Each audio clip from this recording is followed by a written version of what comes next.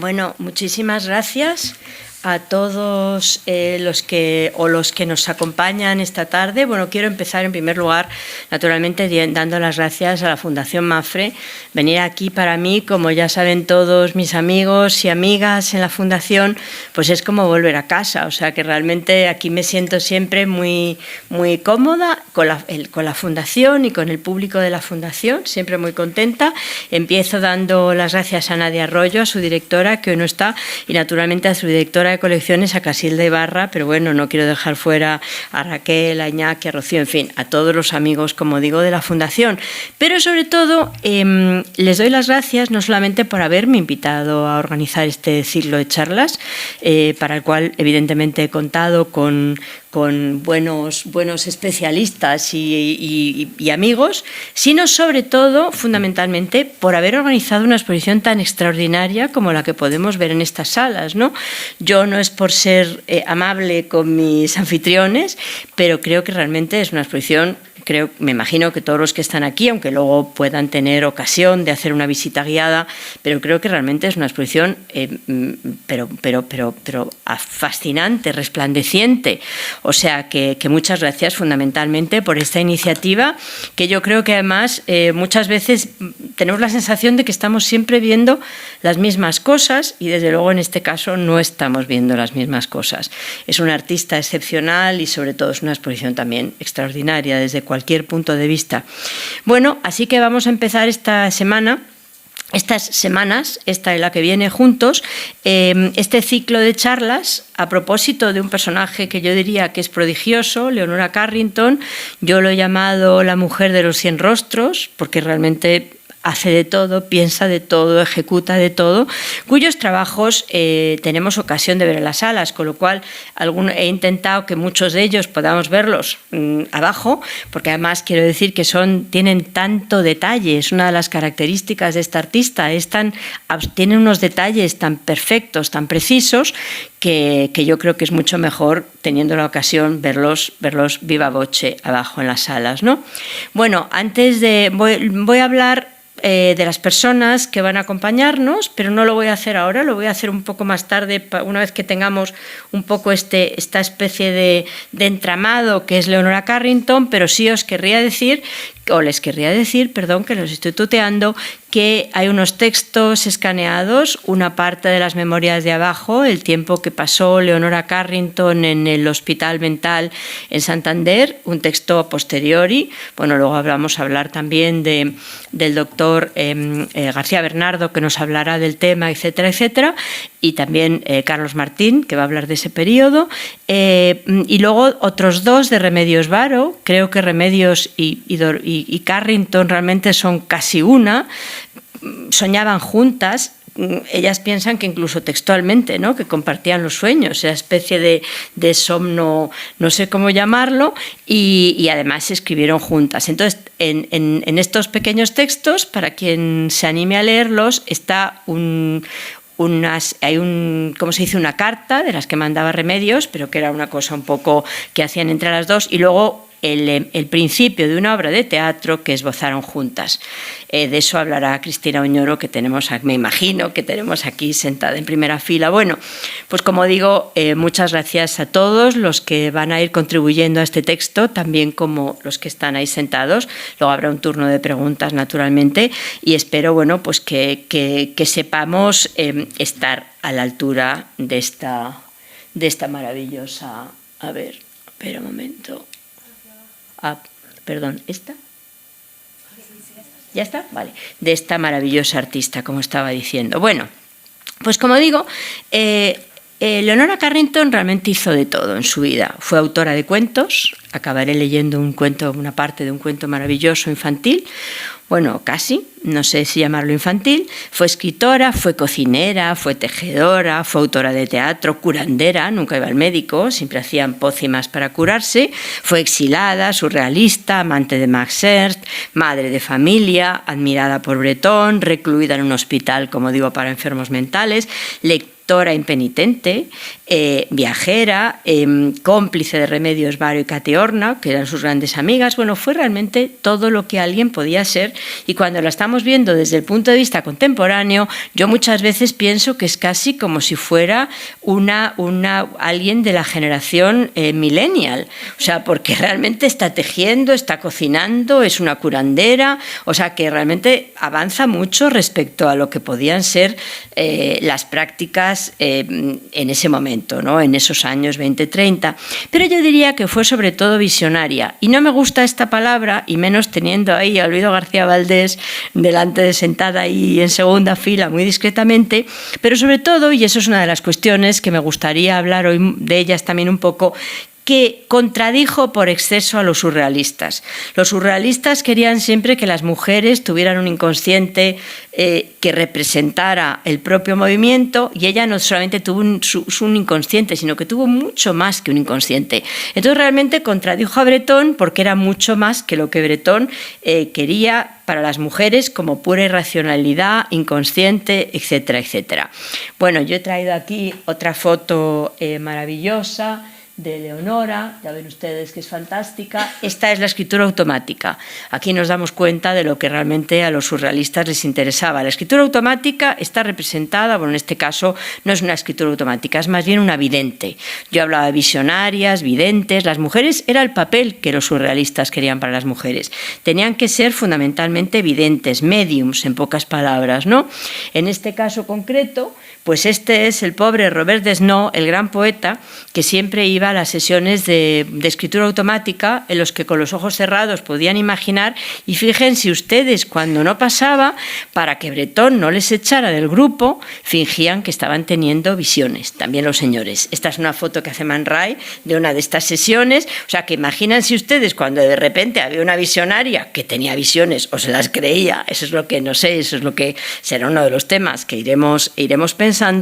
Pues yo creo que esto es lo que a mí personalmente me fascina, fundamentalmente de Carrington, que vamos, supera con creces todos los deseos formulados por Breton respecto a las mujeres, y al final también los pone un poquito patas arriba.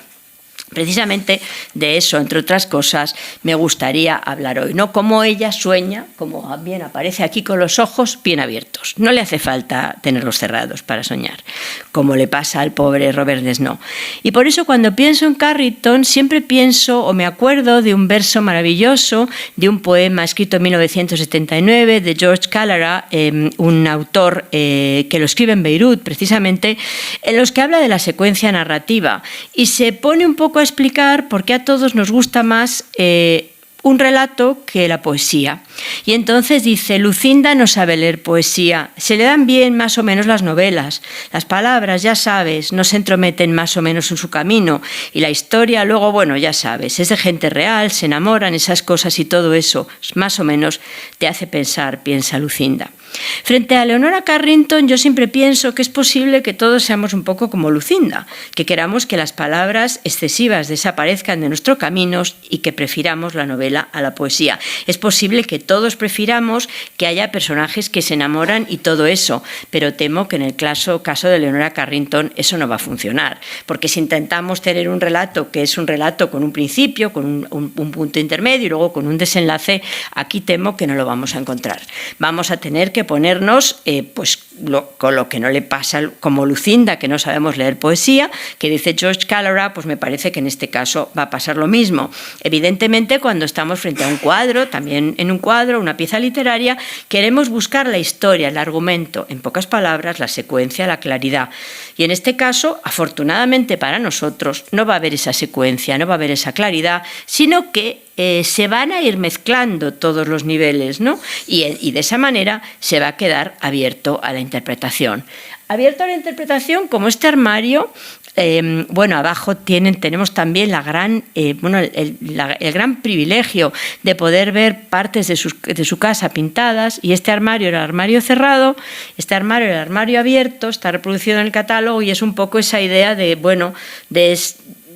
ese relato que hay que salir a buscar, ¿no? Que hay que buscar porque no va a llegar. Un poco lo que cuenta Edward Said cuando dice que hay relatos donde la autoridad misma de la historia, cuando está bien contada, como en los cuentos de Chekhov, por ejemplo, se queda siempre tambaleándose y deja esa historia continuamente abierta. Personalmente, esas son mis historias favoritas, las que al tiempo están cerradas y abiertas, o las que hay que abrir y cuando uno las ha abierto cree que una vez que ha visto lo de dentro lo acabo de ver, pero seguramente es el principio de otra historia que se empieza a contar. De tal manera que yo veo un poco la obra y la vida de Carrington un poco como las historias de Sherazade, ¿no? Historias dentro de la historia, ¿no? Seguir narrando porque hay que seguir narrando, porque no hay otra cosa que se pueda hacer más que seguir narrando. Bueno, aquí tenemos, es una obra que está abajo y que a mí me parece que es una obra donde hay muchísimas claves de lectura y me gustaría que nos acompañara hoy en esta clave de lectura, que es precisamente Green Tea.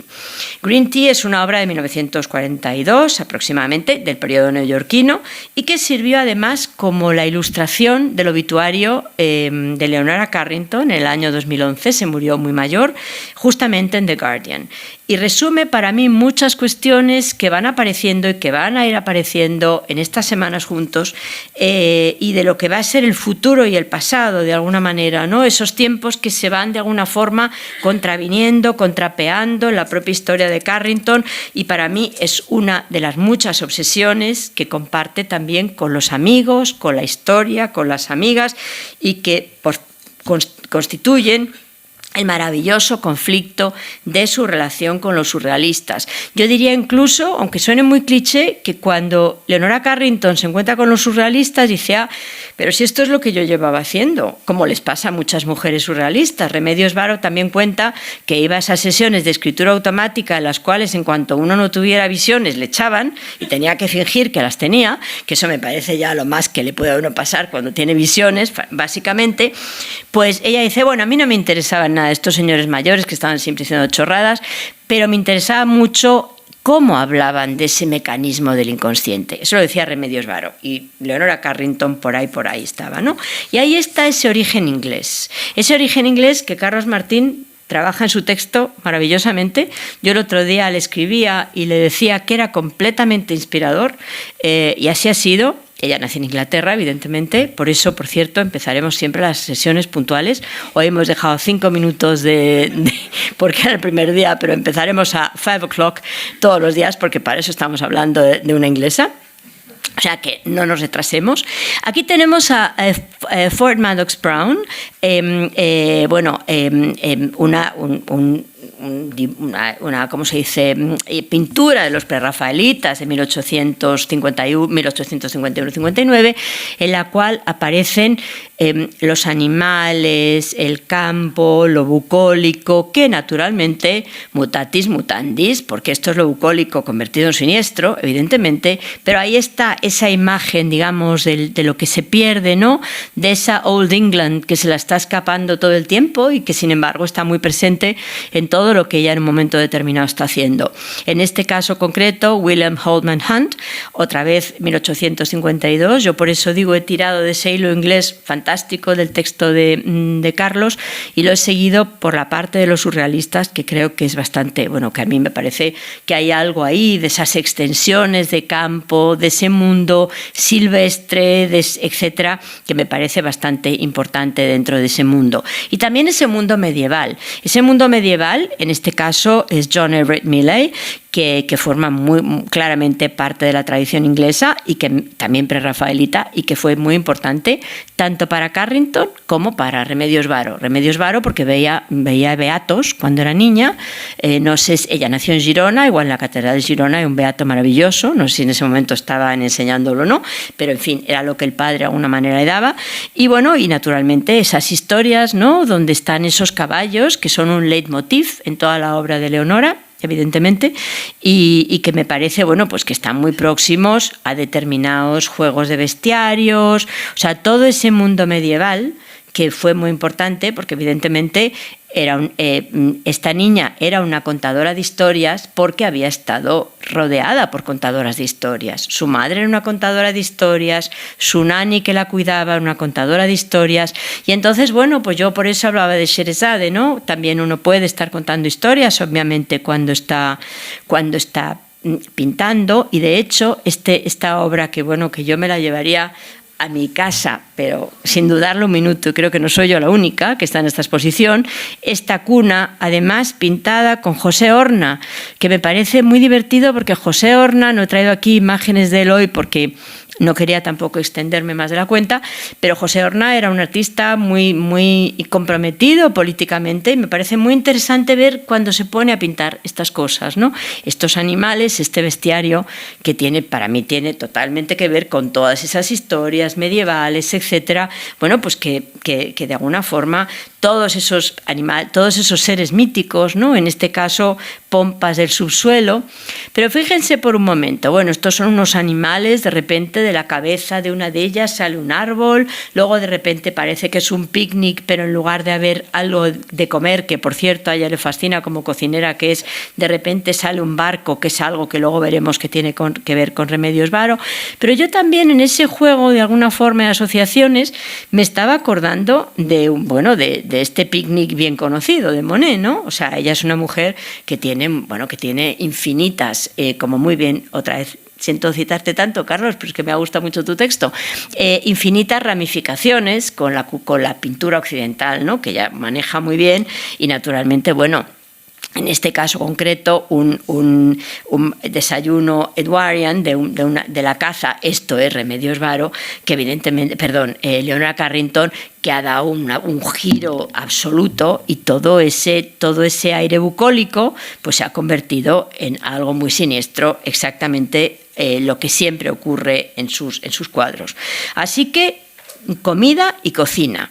Le gusta cocinar y da vueltas también a lo que no solamente las mujeres han cocinado, también las magas y las brujas han cocinado. Hay otro texto memorable en el catálogo también extraordinario a ese respecto, pero también la cocina es un lugar de la experimentación a lo largo del tiempo, ¿no? Y ¿por qué no va a ser también como la cocina un lugar de la experimentación, el propio lienzo? Creo que eso queda muy claro. Y además es muy curioso. En este caso, 3 mujeres con cuervos a la mesa, de los 50, vuelve muchas veces con unas mesas que son imposibles, que va a compartir, por cierto, con su amiga, y quizás el caso de Carrington, me parece que a veces se ha olvidado esa tradición occidental de la pintura, y que es muy importante, porque también esa tradición occidental de la pintura le permite dentro del lienzo hacer una especie de extraño proceso de alquimia.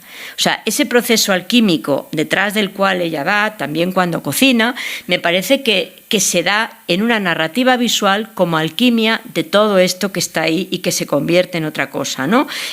Como antes yo decía, en este campo inglés, en este campo que ella vuelve a manifestar mutatis mutandis, obviamente, porque estamos hablando de alquimia, o sea, de transformaciones, pero me parece que esta misma idea del detalle, esta es una de mis favoritas, ¿no? Dando de comer a una mesa. Ahora, es que me parece tan extraordinario como idea.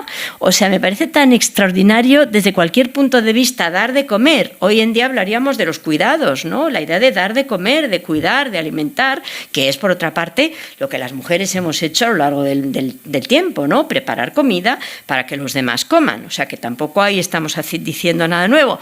Pero en este caso es a una mesa que se ha convertido también en un bestiario, si se fijan por un momento, ¿no? Es una especie de perro mesa que al principio nos arranca una sonrisa, pero luego hay un punto en que a mí siempre la sonrisa se me queda helada, y entonces empiezo a pensar qué hay detrás de esa mesa que come, ¿no? Como digo, no está olvidada la tradición inglesa también en ese detalle, en esa meticulosidad que encontramos, por ejemplo, en estos prerrafaelitas y en cualquiera de los prerrafaelitas, ¿no?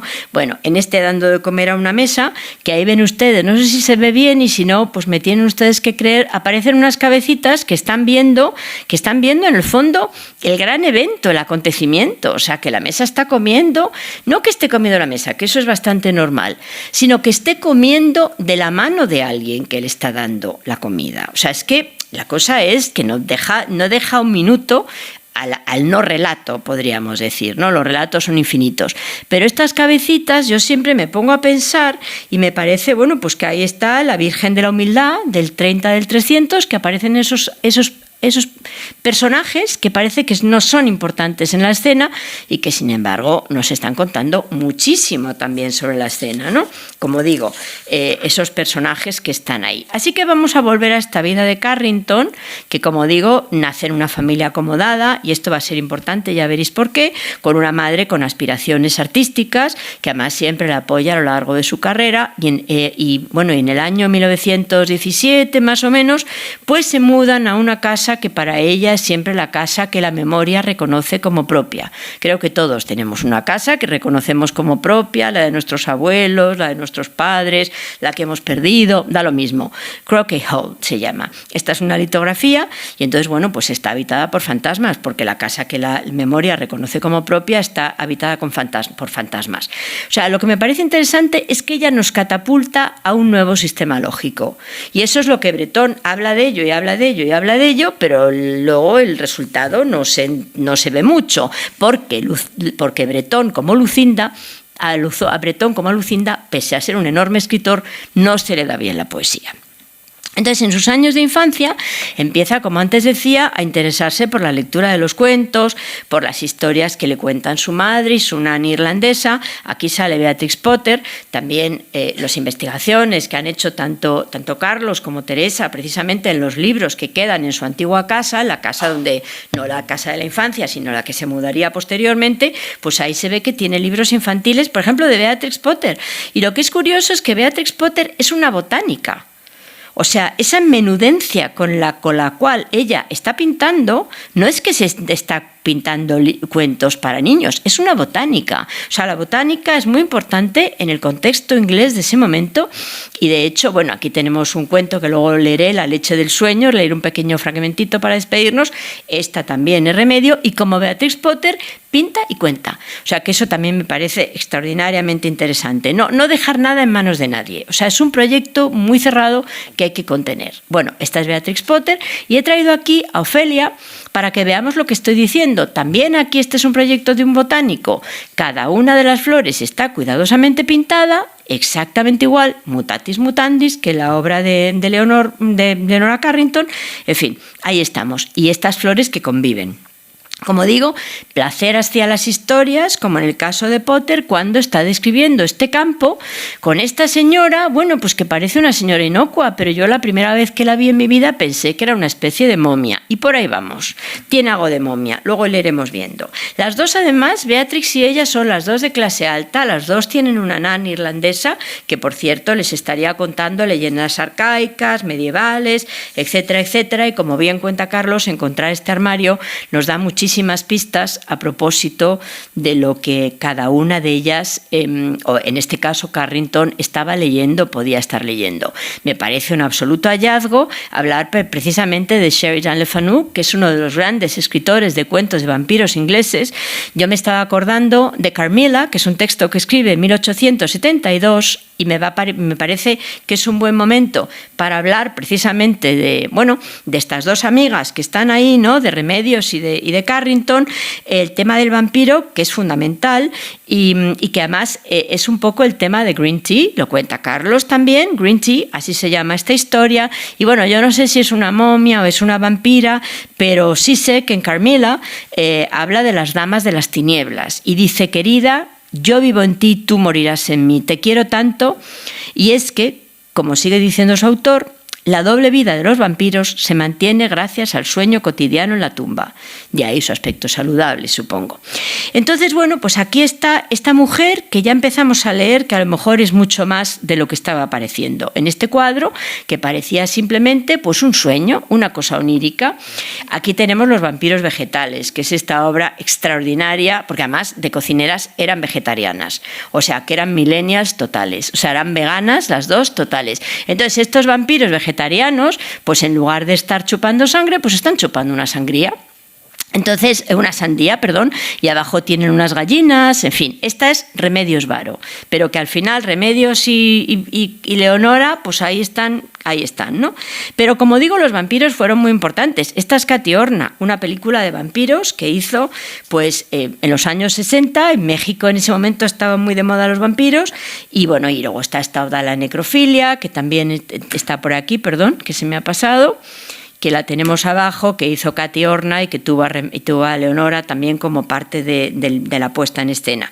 Bueno, a este cuadro, Breton, que ya he dicho yo que no tenía mucha imaginación, lo llamó La Dama Oval. La Dama Oval, bueno, me meto con Breton, que es un excelente escritor, pero es que hoy toca meterse un poco con Breton, si estoy hablando de Remedios Varo y de Leonora Carrington. Pero bueno, es verdad, la llamó La Dama Oval, que era un cuento precisamente que había escrito Leonora, y bueno, y que en el que básicamente ya en ese momento Max Ernst era su marido, o su amante, mejor dicho, y entonces le hizo unas ilustraciones que también podemos ver abajo. Yo he intentado que muchas de las cosas que viéramos aquí pudiéramos luego refrescarlas abajo, porque creo que esto es es el gran privilegio que tenemos aquí, ¿no? Así que esta Dama Oval del 55, que de alguna forma habla de este hombre que también es oval, que son Viaje y Ruedas, de Remedios Varo, que ya veis que de repente tiene ruedas con las que va andando. Es la idea también del viaje, que es algo que las dos comparten. Yo antes decía que eran exiladas, pero las dos realmente lo comparten, porque, bueno, se da cuenta probablemente pues que todos esos lugares donde uno ha ido y que lo que hacen básicamente es subrayar y hasta precipitar la que sería un poco la vida de la niña. Esto realmente yo creo que es lo más inesperado y fascinante de esta exposición, incluso para los que nos gusta mucho Remedios Varo e intentamos ver todo lo que hemos podido ver de ella, y son los dibujos que ella hace siendo una adolescente. O sea, está pintando esta Sister of the Moon con como 15 años, o sea, antes de ser surrealista. O sea, aquí hay unos insectos que yo cada vez que los veo me da por pensar en esta obra de Dalí. O sea, Dalí recurre a los insectos, es un leitmotiv de los surrealistas, y esta niña en sus cosas pues está hablando de los insectos mucho tiempo antes, ¿no? Está en su mente, está todo eso, los caballos evidentemente, que se convierten en un auténtico leitmotiv. Carlos, y mañana puede extenderse, yo simplemente pongo esto. Ella lo ve. ¿Y por qué lo ve? Pues porque va a Italia, la mandan a Italia, parece que la echan de todos los sitios, claro, no me extraña. Entonces quieren ahí mandarla. ¿Qué es lo que hacían con las mujeres creativas en ese momento?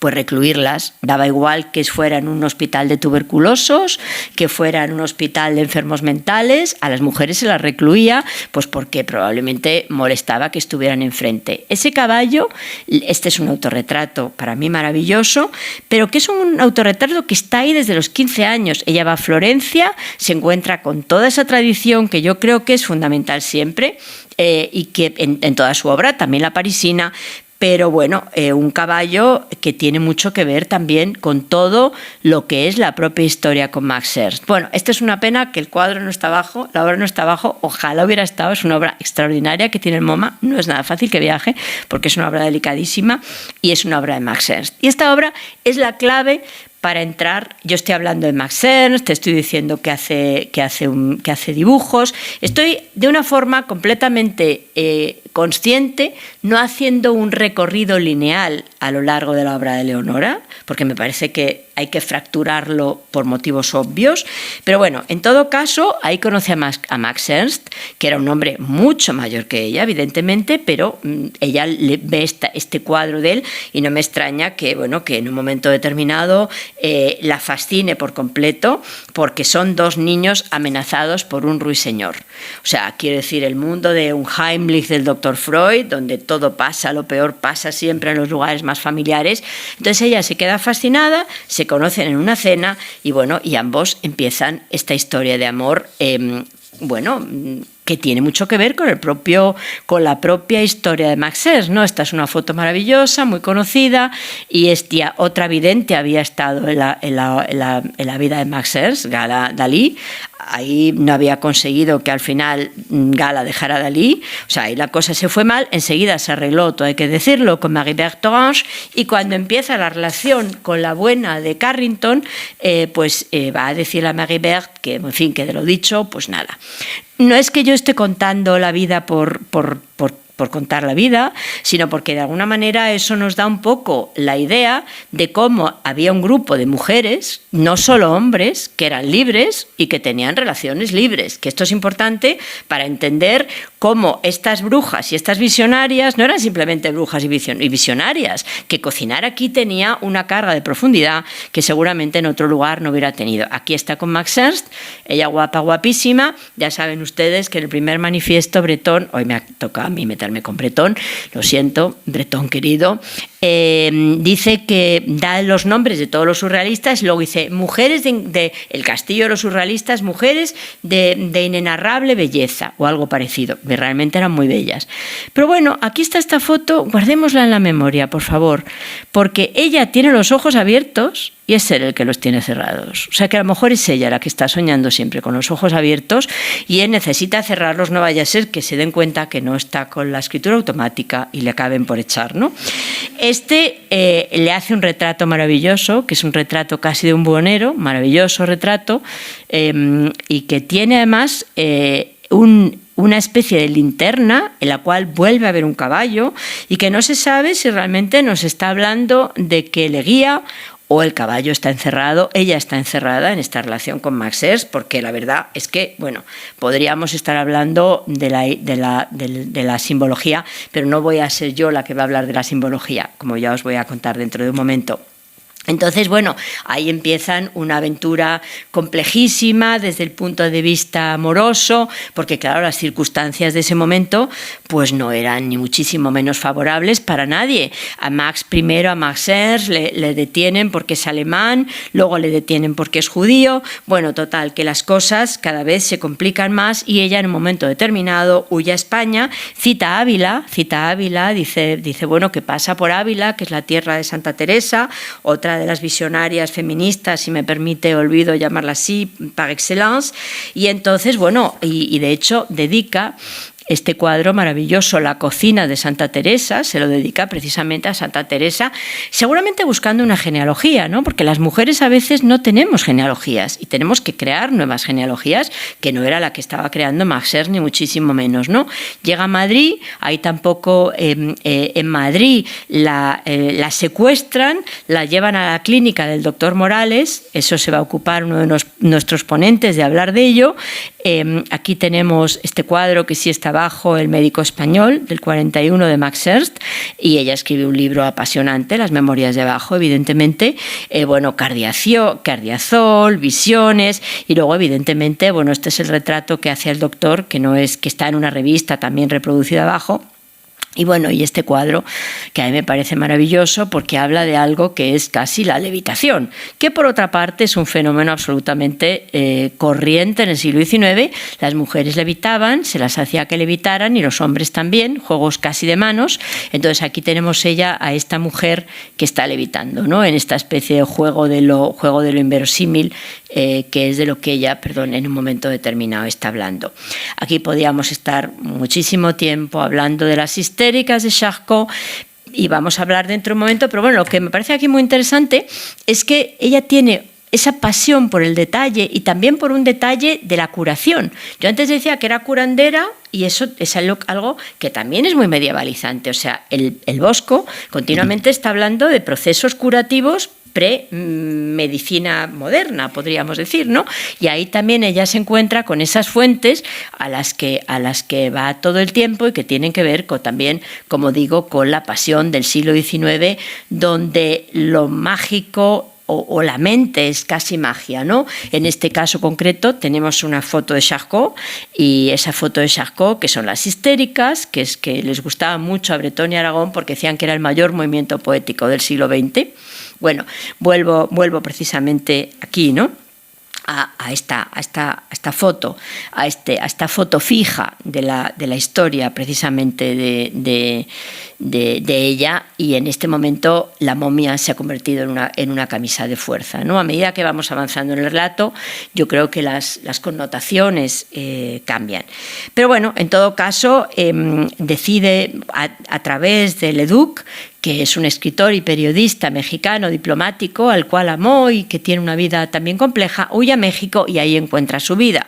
Ahí encuentra su vida y encuentra a sus grandes amigos. Ahí está al fondo Remedios Varo y en primer lugar Benjamin Péguy, que es otro de los grandes poetas surrealistas, también mucho mayor que Remedios Varo, que huyen también de los nazis en París, y cuando Benjamin Péguy quiere irse a París, Remedios le dice que no, que casi se queda, que prefiere quedarse en México. México es la casa de las dos ya para siempre, ¿no? Ahí están las dos amigas.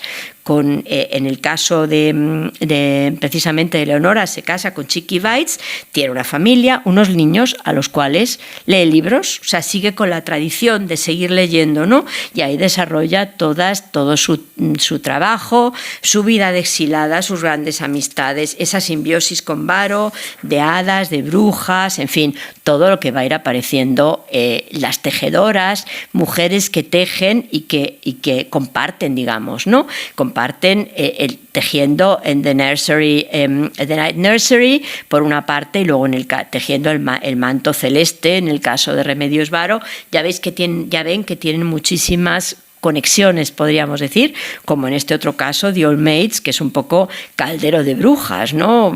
Cocina de brujas, caldero de brujas, pero al mismo tiempo recetas de cocina, porque ellas tienen todo un recetario de cocina delirante, divertidísimo, que tiene más de remedio que de cocina, ¿no? Esta es otra vez Remedios Varo y vuelve otra vez, bueno, ahí es casi medio Alicia, medio el sombrerero loco, en fin, todo ese tipo de cosas. Ellas dos comparten todo, las recetas, la amistad, y me parece, bueno, esas recetas y consejos para ahuyentar los sueños inoportunos, el insomnio y los desiertos de arenas movedizas bajo la cama.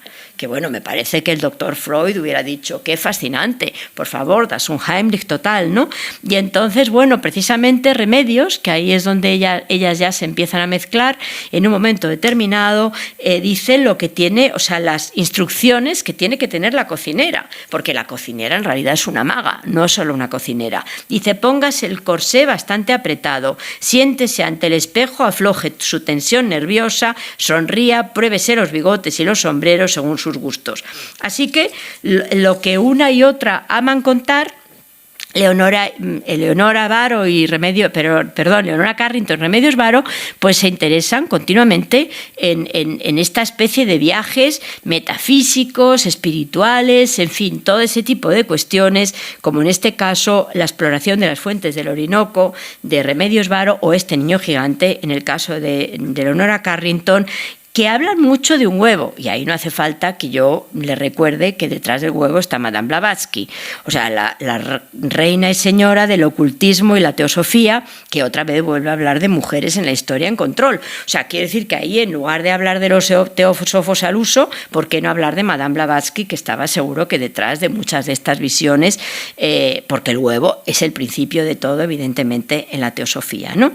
Entonces, tal vez por eso nunca se quisieron ir de México, no porque México fuera muy surrealista, como decía el bueno de Bretón, sino porque México realmente les daba las pistas para buscar lo que andaban buscando, de alguna manera, ¿no? Lo que andaban buscando, y que, insisto, aquí probablemente se resume en esta imagen donde, bueno, no solamente tejen, hacen sus propias medicinas, etcétera, etcétera, sino que aquí está todo eso que estamos buscando, ¿no? Las raíces inglesas, pero mucho más que eso. Escribir juntas, soñar juntas, pensar como, digamos, en pensamiento vegano, etcétera, etcétera. Bueno, ahora, como digo, podemos empezar a ver Green Tea desde otro punto de vista. Esa mujer, más que una momia, era seguramente una camisa de fuerza y al mismo tiempo una vampira, ¿por qué no? Luego están esos animales míticos, luego por otra parte está ese mundo inglés, ese mundo clásico, ese mundo onírico, y de todas estas cosas nos van a ir hablando nuestros invitados. Carlos pues va a hablar básicamente del periodo anterior a Nueva York, y después vamos a tener Manolo Gutiérrez Aragón va a hablar de algo que es escribir a dos. O sea, le pedí que, por favor, los guionistas nunca cuentan lo que es hacer un guión, y estas señoras eran guionistas, solamente escribían una obra de teatro, es que se lo inventaban todo juntas, y cuando uno se lo inventa junto, es que eso parece una tontería y no lo es, no hay autor. Y en la cultura occidental es muy importante quién sea el autor. Ya ven ustedes que yo, porque así Debe ser, cuando digo que Carlos me inspira, digo Carlos me inspira, pero si Carlos y yo hubiéramos escrito el texto juntos, la cosa buena suya sería mía y la mía, si había alguna, sería suya. Entonces, esa idea de escribir a dos va a tratarla precisamente pasado mañana, Gutiérrez Aragón, pues hablando un poco de algo que se desvele, que es hacer un guión, porque evidentemente todo esto que estas mujeres hacen es hacer un guión. Luego, el día siguiente, Cristina Oñoro nos va a hablar un poco de lo que yo estaba aquí contando mal, que son las relaciones afectivas y de todo tipo, literarias, etcétera, de estas dos mujeres. Y luego, pues, Diana Cuéllar va a estar hablando de la escena mexicana, que va a ser fundamental para estas mujeres que nunca se quisieron ir de México. El doctor García Bernardo va a hablar, pues, obviamente, de un tema que está flotando todo el tiempo, ¿no?, que es la visión, que no es la visión, etcétera, etcétera. Sergio Rubira hablará de los símbolos y, por fin, Olvido García Valdés, tendremos el gran placer también de escucharla sobre lo que ella quiera, básicamente, pero algo que me imagino que tendrá que ver con Santa Teresa. Ya saben ustedes que Olvido es autora, bueno, con las visiones, con lo que quiera. Bueno, es igual. Olvida me dice a todo que no, pues lo que quiera, es igual. Entonces, bueno, pues ahora voy a hacer muy brevemente, voy a hablar de lo que antes prometí, de por qué estas mujeres superan con creces a lo que se puede imaginar Bretón y los surrealistas, ¿no? Bueno, aquí tenemos a Santa Teresa, es que me parece maravilloso, y aquí vuelven a estar Gala Éluard Dalí, en este caso con Dalí, ¿no?, que era mucho más que una musa, que era mucho más que una vidente. En el fondo son mujeres con un programa. Lo mismo Carrington y Varo, son mujeres con un programa. Y yo creo que esto es muy interesante porque, claro, si uno es inconsciente no puede tener un programa. Pero ¿qué pasa si uno, además de tener un programa, además de ser vidente, tiene un programa? No puede uno ser vidente y al mismo tiempo tener un programa, porque yo, no sé lo que dirá Cristina, pero ellas, sabían dónde estaban yendo. O sea, claramente, sin lugar a dudas. Me paro un momento en esta imagen de Gradiva. Gradiva, ya saben que es una novela bastante más mediocre que las lecturas que el doctor Freud hace de Gradiva, porque a él le fascina, es el recuerdo de un hombre de su juventud que ve una mujer que pisa y luego la busca en las ruinas de Pompeya. Bueno, lo que es interesante de esta Gradiva, que fue fundamental para los surrealistas, porque ¿qué puede gustar más a los surrealistas que una mujer que les obsesionó en su juventud y que buscan lo perdido, la madre, que cada uno lo interprete como quiera? Y evidentemente, pues lo que es más interesante es la lectura de Freud, porque lo que quiere en su texto sobre Gradiva es psicoanalizar los sueños de un personaje literario, que eso me parece tan fascinante, por cierto, como las cuestiones de Leonora. Pero bueno, ahí estaba Bretón, que decía que llegará el día en que se aceptarán las ideas de la mujer en detrimento de las del hombre, cuya bancarrota está hoy tan aparatosamente completada. Arcand Dizet, 1945. Entonces, curiosamente, como digo, pues las mujeres le hacían y no le hacían caso. Esta es Fini, que también, por cierto, conoció a Carrington. Ya pueden ver también un retrato muy bonito de Leonora Fini, también muy cerca del surrealismo, y en este caso concreto ya ven que es la historia que habitualmente cuenta la leyenda, o sea, cuenta la iconografía occidental, una mujer desnuda, en este caso un hombre desnudo, que está siendo vigilado, protegido, etcétera, por una diosa negra que mira a este joven semidesnudo que está ahí, ¿no? Siempre se recuerda las reuniones de sexo que tenían, y entonces en un momento determinado estaban hablando del deseo femenino y alguien dijo, Aragón, bueno, ¿y no debíamos invitar a alguna señora a que contara un poco de primera mano sus deseos? Entonces invitaron a la señora Unique, invitaron a Jeanette Tanguy. Bueno, aquí está la muñeca de Belmer, que hablando de sueños, y esta es Ulrika Zörn, que es que fue también su pareja, escritora, etcétera, etcétera, y que le ayudaba al marido a esta obsesión por los maniquíes, que claro, los maniquíes, para alguien que le interesa tanto el mundo femenino, pues es evidentemente un mundo femenino muy fácil de controlar, que no era desde luego el de Carrington y Varo. La exposición de maniquíes maravillosa del 38, así que maniquíes, estos son, por cierto, Dreams That Money Can Buy, es una película de Richter cuando llega a Nueva York y vuelve otra vez a la idea del maniquí, ¿no? La idea de ese maniquí, que cuando estábamos a punto de pensar que era un maniquí nos damos cuenta que es un fantasma, que es una momia, que es una mujer con una camisa de fuerza, que se nos han roto totalmente los esquemas. Así que las mujeres mujeres tenían que ser maniquíes, tenían que ser mujeres petrificadas, muñecas sin deseo, etcétera, etcétera. Y a veces, algunas, como digo, se enfadaban. Esta es La familia de Pinos, de Colham, que contesta algunas de las ideas de los surrealistas. La propia Carrington se rebela contra las rígidas normas del que veían con el amor pasional y dice: en el amor pasión, el amado, en el amor-pasión, el amado, el otro es quien tiene la llave. La pregunta es: ¿quién es el amado? Puede ser un hombre, un caballo u otra mujer. Colham también hablaba precisamente de no más víctimas ni tiranos. Es el final de las alteraciones demoníacas de Sade. Edipo dejará de ser el rey. El nuevo mito, el mito de los hermanos siameses, le convertirá en el coco olvidado. Como digo, las mujeres van rompiendo esquemas. Esta es precisamente Colham. La androginia, pues, llega de repente a convertirse en una moda. Este es Marcel Duchamp, en Rose la Vie, esta es Meret Oppenheim, este es un cuadro maravilloso de Magritte, y está claro, las histéricas, otra reformulación del deseo de esas mujeres que tenían que gobernar el mundo y que yo creo que, que al final lo gobernaron a media. Me parece muy elocuente esta imagen de Dalí, que hace Plotlines, precisamente. Siempre se recuerda que Dalí a Maruja Mayo le decía: Maruja, eres mitad ángel, mitad marisco. Eso lo contaba Maruja. Entonces, me parece que ser mitad ángel, mitad marisco contraviene completamente el relato de las cocineras visionarias, podríamos decir, ¿no? Esta es la escritura automática, que es una jovencita.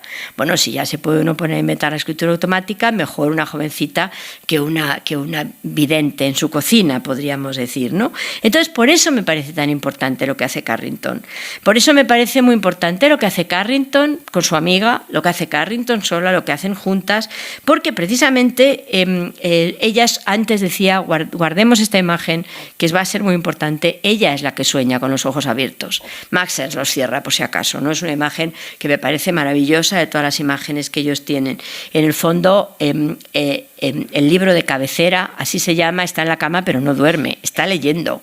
Y además, fíjense ustedes, un momento, por ahí abajo sale una mano que parece casi la mano de la familia Adams. Si se fijan por un momento, es una obra de 1956, o sea que la mujer no sueña, lee, y esto no es ninguna tontería. Y luego, por otra parte, está retomando toda la idea de las histéricas, etcétera, etcétera.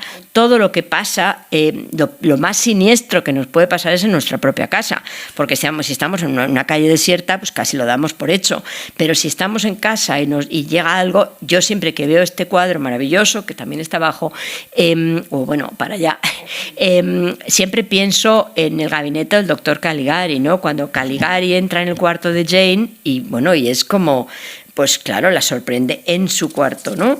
Un poco otra vez Sheridan Le Fanu, un poco, toda la mitología de los surrealistas que sueñan mientras ellas leen, mientras ellas cocinan, y probablemente pues leer es siempre una forma de rebelión y leer es una forma, y cocinar también es una forma de rebelión. Y por eso, quiero acabar esta tarde y aprovecho mis 5 minutos que me quedan, que estoy aquí controlando, que tengo acá Silda, que si no me regañará, leyéndoles como voy no a leer un textito, aunque sea muy cortito, de este cuento maravilloso de La leche del sueño de Leonora Carrington. Con este retrato, que realmente yo creo que es claramente un autorretrato, y hay otros cuadros que nos reenvían, se llama Negro cuento de la mujer blanca, y se lo leo, es muy cortito. La mujer blanca se vistió de negro. Todo era negro, incluso sus pijamas y su jabón. Negras y negras eran todas sus cosas, como la noche, como el carbón.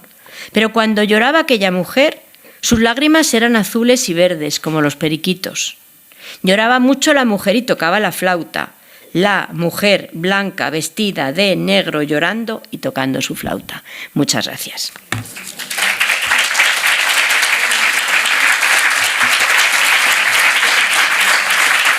Hay preguntas.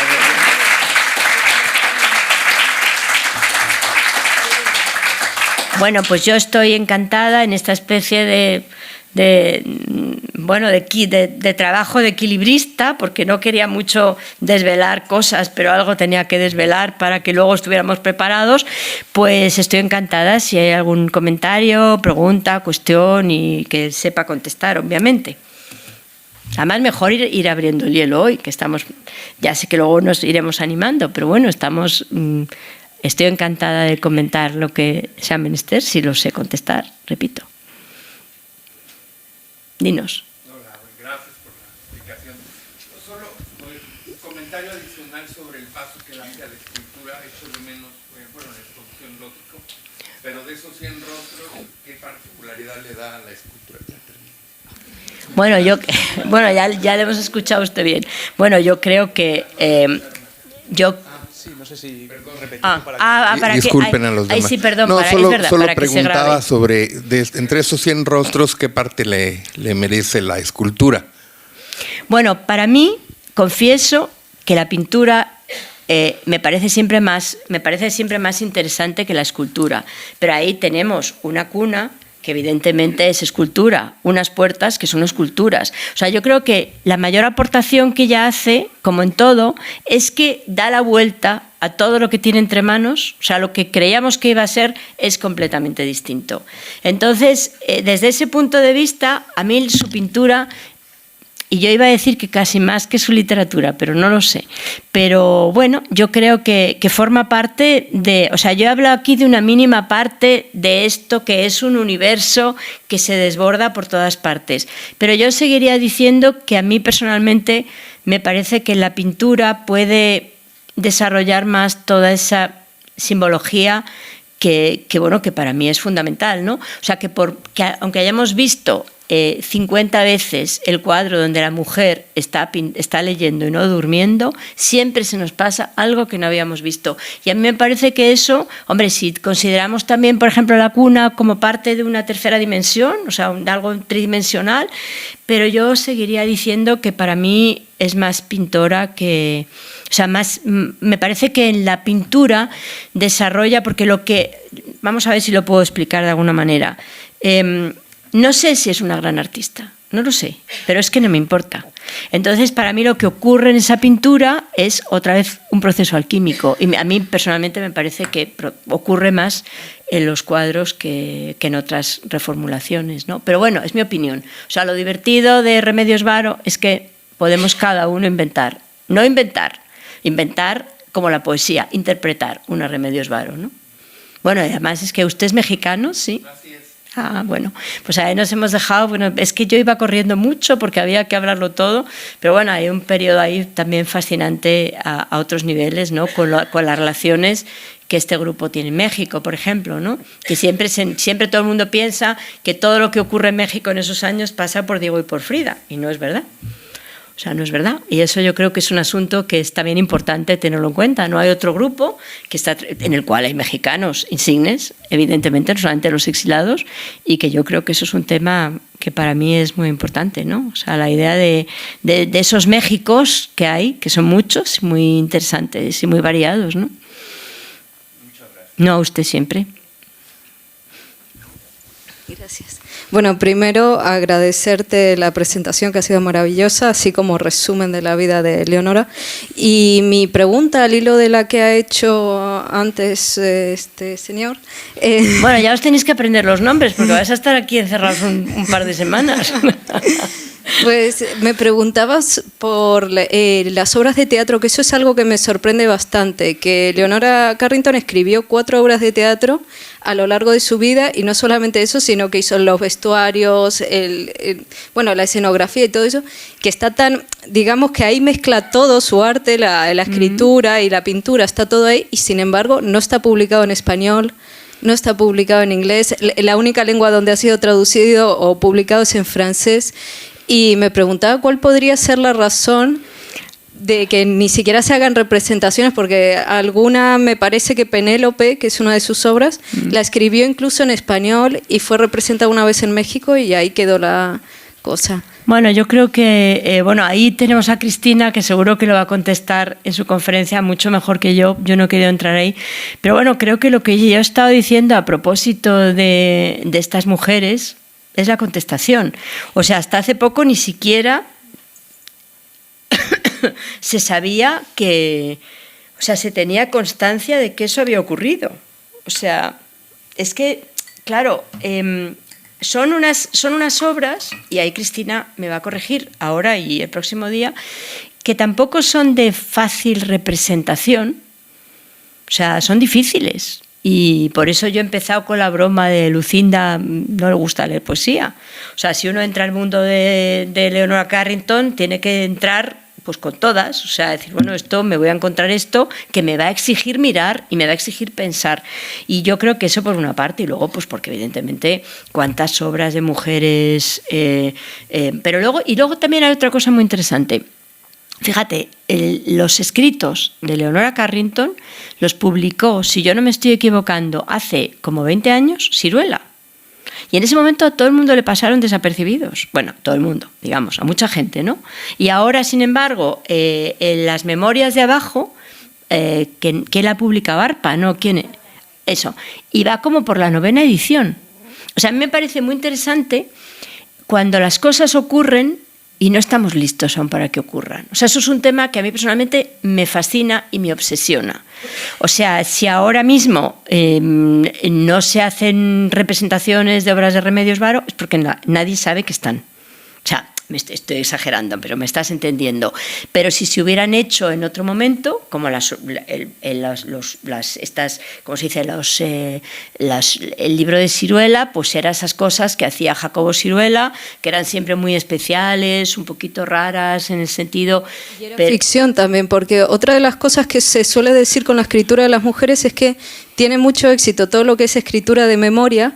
Por ejemplo, bueno, los recuerdos de su experiencia en Santander y todo. Sin embargo, la ficción de las mujeres suele estar... Y no sé si será también quizá por eso que pueda... No, yo creo de verdad que porque es que...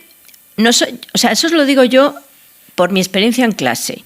O sea, yo me he dedicado mucho tiempo a estudiar el género, a las mujeres. Y después de la pandemia...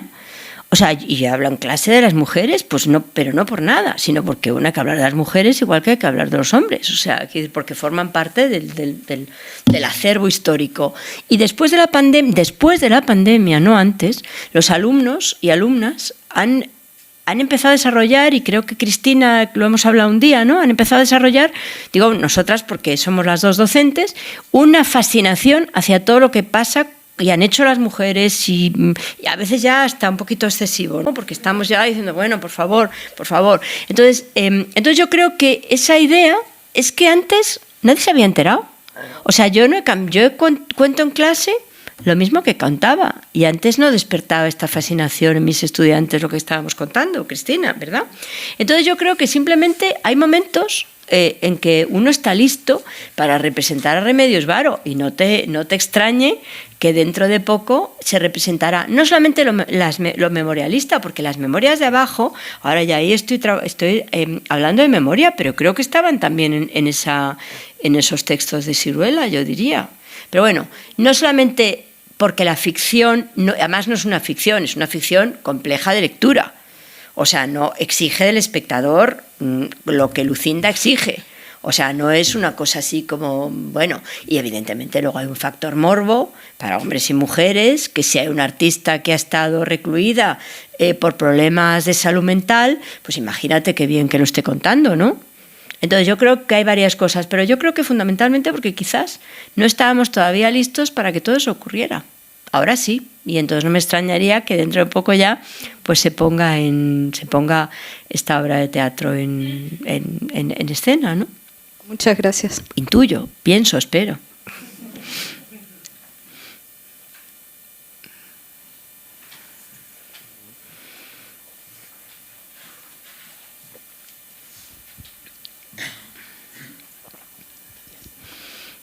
Yo tengo una curiosidad que, además, como has comentado, has nombrado hace un momento a Frida Kahlo. Yo me he preguntado muchas veces que estas tres mujeres que han sido coetáneas, que han vivido en México, han desarrollado ahí su obra magistral, no todas ellas, así como Kahlo, digamos, es conocida para el mundo mundial y ha llegado casi a ser un mito, ¿no? Mi pregunta es cómo tanto Remedios como Leonora pues son mucho más desconocidas para el público general. Bueno, muy buena pregunta, y ahí yo voy también a echar un poco mano del caballero mexicano. Frida y Diego son como dioses en México. Y es una historia, como dice un amigo mío, de enorme enganche, que ni Frida era tan buena ni Diego era tan malo, sino que los dos estaban probablemente entre uno y otro. Entonces, primero Frida llega a Bretón y le fascina. Frida es la señora de, y siempre es la señora de. Además, Frida representa algo que a los surrealistas no les gustaba, que las mujeres quisieran tener hijos, aunque Leonora tuvo 2, Maruja no, que no quiso, pero bueno, hubo mujeres que tuvieron hijos. Entonces, Frida siempre quiere este hijo, pero también es mentira, porque leyendo las cartas de Frida, Frida está pidiendo permiso a su médico en México cuando se queda embarazada en Nueva York para no tener ese hijo que lleva dentro. O sea, el hijo de Diego dice, ay, los chamacos siempre están en medio, Diego se me va a ir, ¿qué va a pasar con Diego? Voy a tener que volver a México, está en Nueva York. Eso que luego se convierte en el hospital Henry Ford, que es un cuadro tremendo, un aborto, etcétera, etcétera. Entonces, eso por una parte. Pero claro, llega Bretón y entonces se queda fascinado por Frida. Se queda fascinado por Frida porque Bretón y Frida son, y ahí es donde le pido vuestra ayuda, son el poder, representan el poder en México en ese momento, o sea, son el establishment. Bueno, Diego Rivera, sin lugar a dudas, y Frida, pues de alguna manera. Entonces, a Frida la rescatan las feministas, la primera, la rescatan como la patrona, y entonces ahí crean otro estereotipo. Entonces, bueno, pues va creando ese estereotipo respecto a Frida, y que cuando digo esto, entiéndanme, o sea, si estoy diciendo que Frida es más fácil de interpretar que Remedios, Remedios Varo y Leonora Carrington, pues creo que es menos compleja, pues aunque Frida también escribe unas cartas maravillosas, hace unas fotos espectaculares que pocos conocen o que de poco se habla, pero yo creo que Frida es perfecta para que a Bretón le guste, no le va a dar ningún problema porque es la mujer de Diego, son sus anfitriones, etcétera, etcétera. Luego la rescata a las feministas como la madre que siempre quiso ser y ya está. Bretón decía algo así como que era una bomba envuelta en un lazo o algo parecido, ¿no? Bueno, perfecto. Entonces yo creo que esa es la explicación. O sea, las cosas no llegan a top, iba a decir los que lo merezcan, porque no sé, Frida también es una artista muy interesante, que no es esa Frida que siempre se vende, que es una Frida de consumo. Frida es una artista muy compleja y que tiene muchas aristas. Pero yo creo que simplemente primero hay una puesta en escena de Bretón, después hay otra puesta en escena del movimiento feminista y ahí está Frida. ¿Qué pasa con Remedios Varo y con Leonora Carrington? Que se quedan fuera en México, hacen su vida, hacen sus cosas. O sea, no están en ninguna esfera de poder y han abdicado del poder que hubieran eventualmente podido tener en París, con Max Herz por una parte y por otra parte con el otro poeta, ¿no? O sea, ellas han decidido seguir por otro camino y yo creo que esa es la historia, ¿no? Me parece. ¿Qué dices, Cristina? ¿Que sí estás de acuerdo? Es que yo aquí he hecho mano, porque tengo aquí todos estos invitados de lujo, pues he hecho mano, ¿cómo no? O sea, que yo creo que simplemente es eso. Muchas gracias. Nada, al contrario.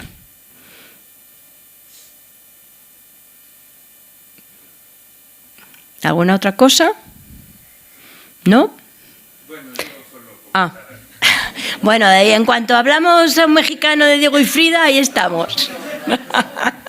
Coinciden todos, solo añadir que la interpretación que tengo de forma contextual es que Frida pues estaba en su momento a la sombra de Diego, sí. Y la parte que ya su internacionalización, su difusión, su fama viene mucho después. Y dentro del movimiento feminista pues realmente no era muy marginal su papel, aunque sí se le rescata, pues empiezan a haber grandes aristas que apuntan en ese sentido. Luego entonces, la polifacético de su personalidad, a pesar de que Bretón la pudo haber connotado de esa forma que usted bien indica, pues se sale de esa estructura porque bueno, su libertad sexual, totalmente, con Tina Modotti y otras tantas famosas, la hicieron mucho más digamos, intensa y diversificada. No, y además tiene usted todo. Por eso yo he dicho que ni Frida era tan buena, ni Diego era tan malo. O sea, que Exacto. ambos tenían un historial de amantes bastante nutrido. Acabo de tener algo muy importante. Voy a leer esas cartas porque sí, mi interpretación fue ese sufrimiento por no tener hijos. No, pues mira, hay una carta que yo cuando la leí, yo creo que también, volviendo un poco a lo que estábamos hablando, hay veces que uno lee cosas y no las ve. O sea, uno lee y no lo ve, y de repente lo lee 2 años después para hablar y dice, pero si es que ella entre líneas me está contando que ese chamaco, ella estaba un poco dudosa de tenerlo, porque le pensaba, bueno, me voy a México, aquí Diego se me esparrama mucho más, pero tiene usted razón, o sea, el éxito de Frida viene después, pero otra vez desactivada. O sea, todos le dan...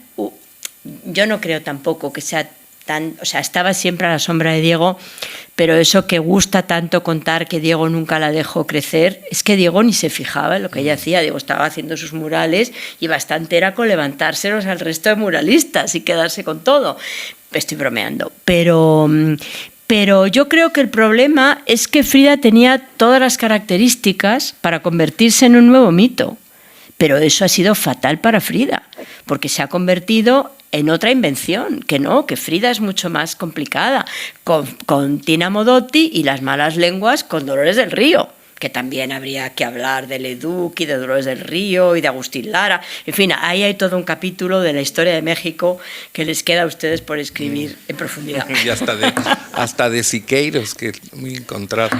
O sea y su corta edad también, porque muere, no es lo mismo lo que vivió Leonora que lo que vivió Frida, evidentemente. Pero enfermedad. Frida además lo tenía todo. Era una mujer que había sufrido un accidente, que pintaba por puro aburrimiento, o sea, solo por aburrimiento, se diría en español.